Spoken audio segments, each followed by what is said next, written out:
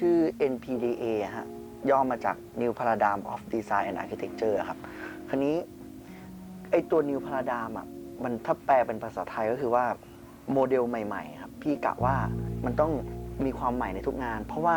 แต่ละคอนเท็กซ์แต่ละโจทย์ user แต่ละแฟกเตอร์มันไม่เหมือนกันเพราะฉะนั้นเราพยายามจะพุชให้ทุกงานอ่ะมันมีความแตกต่างและมีเสน่ห์ในแต่ละจุดของมันด้วยตัวของมันเองตอนนั้นติดที่สถาปัตย์ขอนแก่นพอเรียนจบที่ขอนแก่นปุ๊บปรากฏว่าฟองสบู่แตกค่อนข้างตกงานแล้วหางานยากได้เริ่มงานแรกๆครับไปเคลียร์แบบก่อสร้างที่สนามบินสุวรรณภูมิซึ่งตอนนั้นพี่จะเบื่อมากเพราะรู้สึกว่าโอ้ยเราจบสถาปัตย์อะทำไมเราไม่ได้เป็นดีไซเนอร์ทำไมเราต้องทำดีเทลพวกนี้สุดท้ายพี่ก็ได้ทุนไปเรียนที่อเมริกาโอ้ตอนนั้นคือไปเรียนที่อเมริกาคือแบบว่ามันได้เปิดโลกทัศน์อาจารย์เนี่ยค่อนข้างพุชในสิ่งที่เราเป็นแต่ในขณะที่เมืองไทยอะครับต้องเชื่อฟังผู้ใหญ่ออกแบบในทิศทางที่ค่อนข้างผู้ใหญ่จะตีกรอบไว้นี่คือพี่พูดถึงในยุคของพี่นะครับก็แล้วสุดท้ายก็ได้ไปฝึกงานกับที่มอร์โฟซิสครับแล้วพี่ก็ได้เรียนรู้เยอะมากตั้งแต่เริ่มตัดโอ้โหตั้งแต่วันแรกเลยกวาดพื้นเก็บของในช็อปเลยนะจนกระทั่งมาตัดโมเดลจนกระทั่งช่วงท้ายๆอ่ะพี่ถูกดึงเข้าไปอยู่ในทีมประกวดแบบปึกสูงชื่อว่าแพรโปรเจกต์ที่ปารีสครับปรากฏว่าได้ยินข่าวดีว่าเขาก็ชนะวินเนอร์ที่1ด้วยเราแค่ได้ทำงานกับคนเก่งๆสักคนอ่ะไปจนตายเนี่ยสำหรับพี่ในความคิดของเด็ก Gen X แล้วก็อยู่เมืองไทยด้วยที่มีความคิดที่ว่าของทุกอย่างจะต้องโดนสโคปด้วยผู้ใหญ่ซะเยอะความเป็นตัวเองน้อยมันถือว่าประสบความสำเร็จสูงแต่ครั้นี้มันมีความท้าทายใหม่ว่าเฮ้ยมันเราสามารถนี่หว่าที่จะเปิดออฟฟิศเล็กๆได้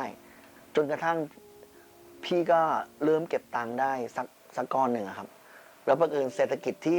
อเมริกามันเริ่มแย่พี่ก็เลยตัดสินใจกลับมาเมืองไทยแล้วก็เปิดออฟฟิศ NPDA ครับ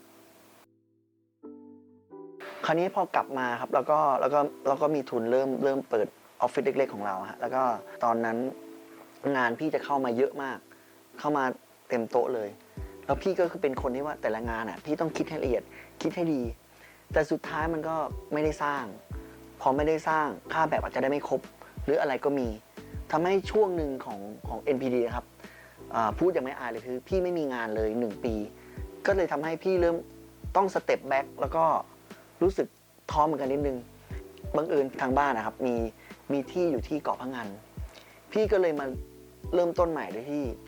ทำบ้านสมใจก็คือเริ่มก่อสร้างไปสักครึ่งทางนะครับปรากฏว่าเจอผู้รับเหมาเขาทิ้งงานไปพี่ก็เลยคิดว่าเอาซิวะคือลองงานนี้กับมันจริงๆจังๆพี่ก็เลยไปคลุกกับช่างเริ่มไปเจอเทคนิคใหม่ๆกับงานก่อสร้างเริ่มเข้าใจเฮ้ยงานที่ดีมันต้องทำยังไงกับช่างต่างๆงานระดับโลคอลเขาไม่สามารถอ่านแบบได้ละเอียดเฮ้ยเราต้องตัดโมเดล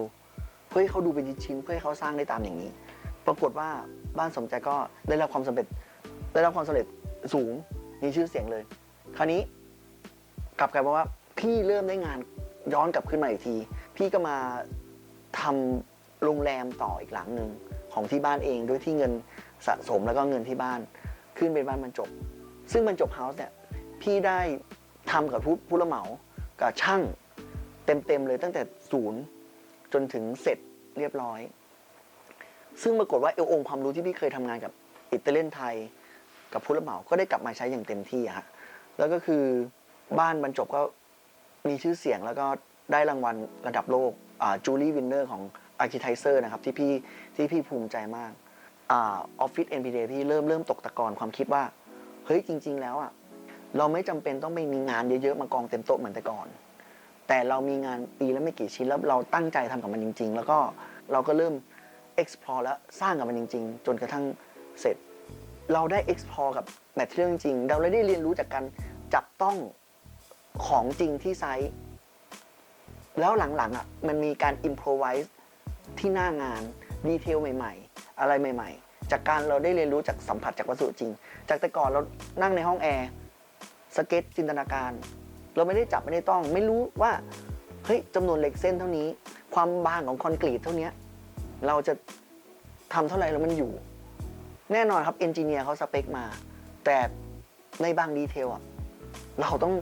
สเก็ตด้วยตัวเองด้วยจากประสบการณ์นี่เป็นสิ่งที่ดิเรกชันของ NPDA เริ่มสควีตมากขึ้นแต่พี่ยังมั่นใจว่างานสถาปัตยกรรมมันเป็นของจริงสัมผัสได้จริงคนที่มาเรียนรู้เขารู้สึกได้จริงว่าเรามีความตั้งใจกับมันแค่ไหนเราไม่จำเป็นต้องมีข้ออ้างว่าเฮ้ยงานนี้มันไม่ได้ค่าแบบเยอะมันไม่ได้ใหญ่โตมันจะอยู่บ้านนอกแบบคอกนาแค่ไหนนะถ้าความตั้งใจคุณมันดีโลกสมัยนี้มันออนไลน์คุณจะส่งรางวัลระดับโลกเนี่ยคุณก็ทำได้เพราะฉะนั้นถ้าคุณมีใจรักกับไองานสถาปัตยกรรมผมบอกได้เลยคุณจะไม่ผิดหวังแต่ถ้าคุณไปทำชั่วกับมันมันก็จะเป็นตัวประจานคุณไปตลอด